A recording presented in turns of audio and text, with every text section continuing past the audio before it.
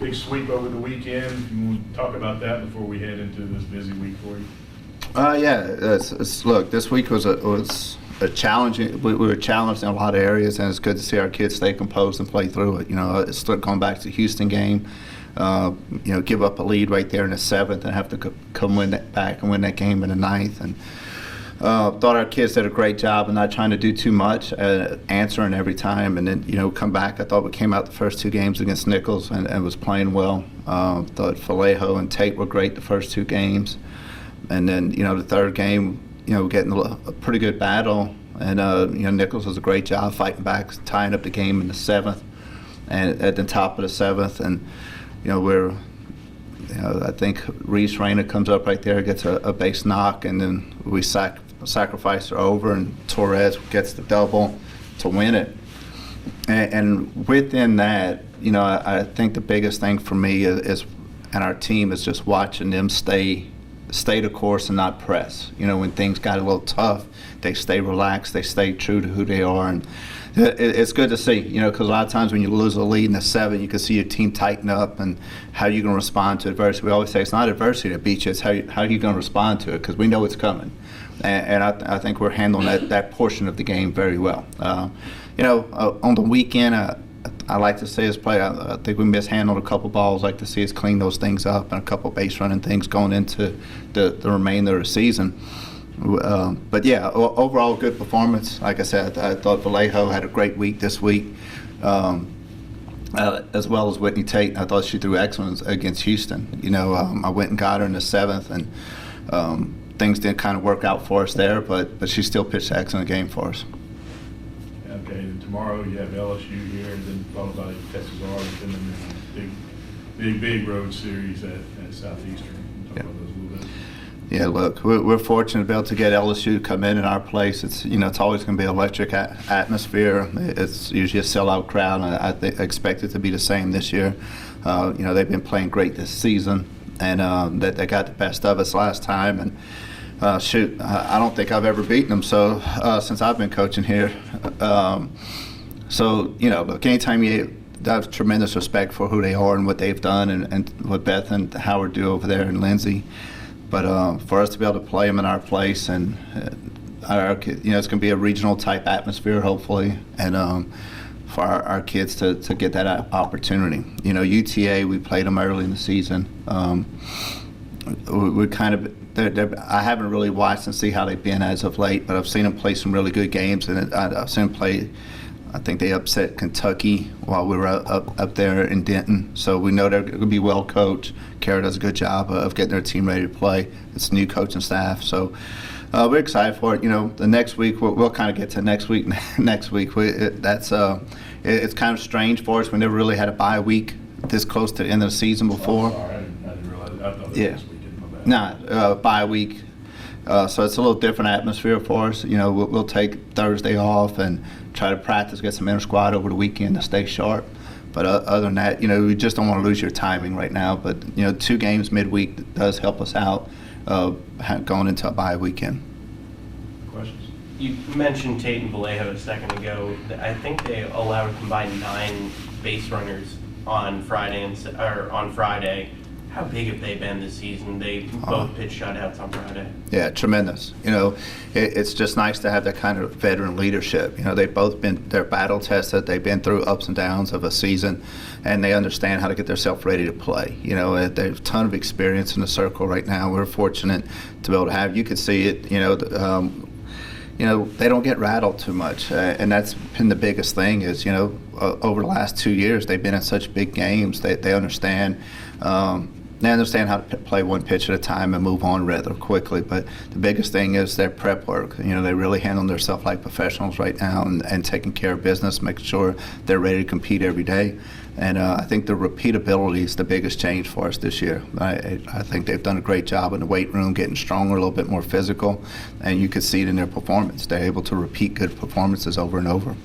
Talked about their leadership there. What does it mean for the other pitchers on the staff to see them working as hard as they do and then the results paying off in the game. Yeah, you could see, especially Lindsey Davis and Shake Snyder, just really soaking it in, and trying to learn from them and grow, and they do a great job. Our pitching staff, Sincerely's done a great job of that group is really tight. You take all the pitching staff, and they hang out, they talk, they root for each other, and I think that's really the growing process that's been fun to watch. No one really cares who gets the credit. They just want the team to be successful, and hopefully it keeps getting passed on, not only through our pitching staff but the rest of our team. The game tomorrow, you played them a month ago. I believe it was tied 2-2, and then they had the 4-run fourth inning or so. Mm-hmm. What can you take out of that game to hopefully improve tomorrow? Yeah, I think our players understand the importance of grinding out at bats against such a good team and taking care of the ball. When you play a team like LSU, you can't give away free passes, and you got to take care of the ball.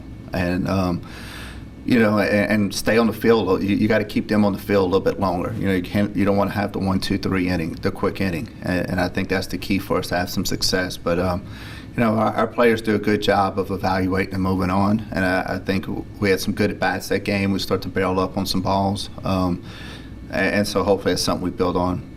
From there, it's that game is really kind of, since that time, we start to play a little bit better each week. And so hopefully it carries over. Mentioned there, you don't think you've beaten them since you've been here. It's at home. What would your message be to the fans here in Lake Charles to get them to come out tomorrow? Look, we have a team that's playing well right now, and our team loves playing in front of their fan base, and I think that's what I hope our fan base understands. And we would love to be able to have a blue game in Southwest Louisiana, versus having purple everywhere. So hopefully, look, we have a really good team that loves being around their fans and loves playing for their fan base. So we do everything we can to get these people, our fan base, to show up. And it means a lot. Look, LSU's great, been kind enough to give us a home game every year. And so why not make it that kind of atmosphere and kind of celebrate our athletes? For you guys as a program, we talk about beating these teams. Yeah. Another opportunity, what would it mean for this team and this group to beat them? Yeah, I think it's a mindset thing. I think to beat them, we're going to have to play really well. And I think anytime you're going to play a team of their caliber, it's a consistent top 25 team throughout history, and you come out with a victory, it kind of gives you those cookie jar moments. It gives you some excitement of knowing that you could, look, as an athlete, all you want to do is stack up against the best teams or the best players or the best individuals. And this is a great opportunity for us to stack up against them. And I think more importantly, we have such respect for them. We know we have to play well to give ourselves a shot to win. And I think that's where our players come up is can we get ourselves ready, and that, especially for some young players that have been putting in time. I also think they've been putting in the time and work, and to get a little fruit of your labor, I think everyone could benefit from that. And also, you looking at this as a possible regional preview? Oh shoot, man, I don't know. That's up to some people in the room that I have no clue about. But we know LSU is going to come tomorrow. We need to be prepared to play them, and then we're going to have to move on to UT8. And my same old story. It's one game at a time. We've talked about it a lot all year, but it says here you guys are third in the nation in double plays. Yeah. How big has your defense been this season for you guys? Look, I probably don't give our defense enough credit. What they've done this year, they're fielding at a pretty high clip. We're able to turn it over pretty well. We're just taking care of the ball, and a lot to be said. Our pitchers talk about it. It's it's a little bit easier to pitch where people behind you are going to take care of the ball and not give extra bases. And that's the name of it. We kind of win the off season some areas that we need to improve that we feel would make us a better team and give us a chance to be really well late. And we felt pitching and defense were the two things we want to raise the bar on. And our defense had Mariana Torres at second base has been making plays. I think Bouvier is getting better and better each week at third base, as well as Reese Reyna is playing shortstop. She's so athletic over there. But just Christine Marino's been a savior at first base this year. She's really understanding the game, and the fun thing about it is that's a young infield. I think we're playing 3 sophomores and a junior, and so they continue to grow, and the way they're working together gets better and better. So it's been a big difference in our program this year is the way we play defense.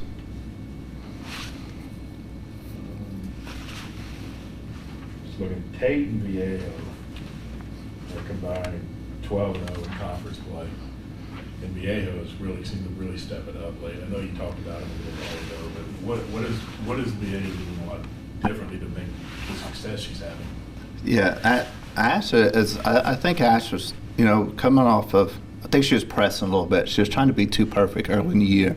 And, she worked on this off season and kind of being a little bit more control and a little bit more worked on command a ton.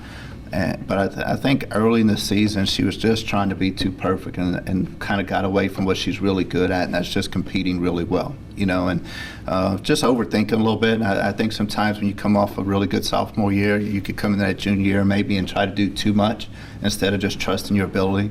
And that's what you've kind of seen as of late.